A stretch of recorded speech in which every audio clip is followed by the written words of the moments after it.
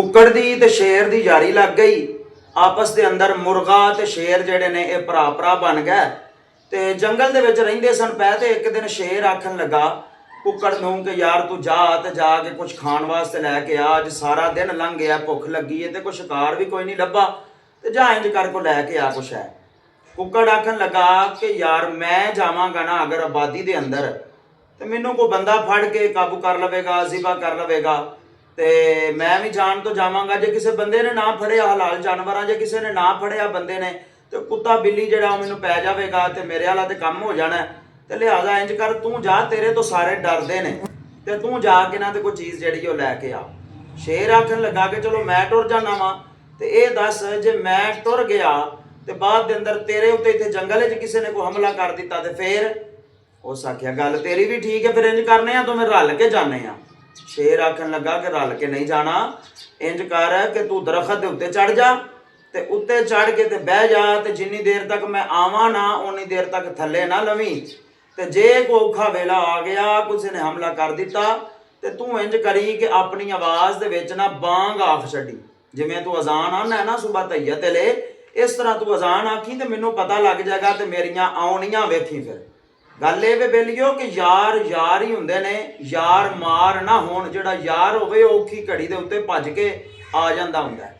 वो जनाबे वाला शेर चला गया। जो वाहवा देर हो गई ना शेर नूं गए नूं, तो उधरों टुरदा टुरांदा जंगल दे विच एक आ गया गिद्दड़। जिसले गिद्दड़ नूं आउंदियां वेखिया ना कुक्कड़ ने, उन्हें कहा बई ये तो मेरा जानी दुश्मन है। तो मुर्गे ने जनाबे वाला उत्ते दरखत दे उत्ते बैठे आई अजान आखनी शुरू कर दी। जिसले उन्हें अपनी आवाज़ पढ़ी ना बांग, तो उधरों शेर नूं पता लग गया।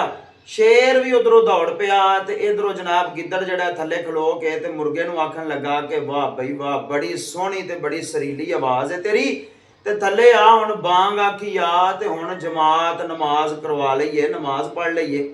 वो आखन लगा कि बई गल इंज है कि मैं तो हाँ बांग आखन वाला, ते इमाम जिहड़ा है ना वो गया है वुजू करन वास्ते आउंदा है, ते फिर वो तो सानू नमाज पढ़ाएगा, तो फिर नमाज पढ़ने। उन्हें हाँ वो इमाम केड़ा। इन्नी देर तक परियों जनाबे वाला शेर जिहड़ा ना वो भी दौड़दा होया आया। गिद्दड़ दी जिस वक्त पई ना नज़र शेर दे उत्ते, तो गिद्दड़ ने दौड़ लानी शुरू कर दी। उस आख्या बस हुण गए जानो गए। जनाबे वाला दौड़दा पिया, पिछों मुर्गे ने आवाज़ मारी, तो उस आख्या खलो जा नमाज ते पढ़ के जा, इमाम लगा हुंदा। उन्हें कहा ये जिहड़ा इमाम तुहाडा लगा हुंदा ना, इहदे मगर साडी नहीं हुंदी। यानी गल करन दा मकसद ये वे कि कुछ बंदे इंज दे भी हुंदे ने कि जिहड़े जनाब गल हुंदी को नहीं, अपने दा ते हुंदे ने, ते जनाबे वाला पा इमाम ते छड्डदे ने, आंदे ने बस भई इस इमाम मगर हुण साडी हुंदी नहीं। शरई उज़र इमाम विच कोई भी नहीं हुंदा। बस जनाब अपनी गल, अपनी कोई ना कोई अनाज जिहड़ी उन्हां मनवानी हुंदी है, ते वो जनाब गल जिहड़ी है इमाम दे उत्ते सुੱਟ के कोई ना कोई बलेम ला के ते आंदे ने इहनूं इथों कड्डो, इहदे मगर ते साडी नमाज ही कोई नहीं हुंदी। ते इमाम होवे ना कोई डंडे वाला टैट, तो फिर आपे ही सारे सीधे हो जाते होंदे ने। ते अपने इमामां दी कदर करया करो। गल चंगी लगी होवे ते लाइक करया जे, मैसेज करके ते ख्यालात दा इज़हार जरूर करया जे, ते दूसरे दोस्तां तक पहुँचाया जे। अस्सलामु अलैकुम वरहमतुल्लाहि।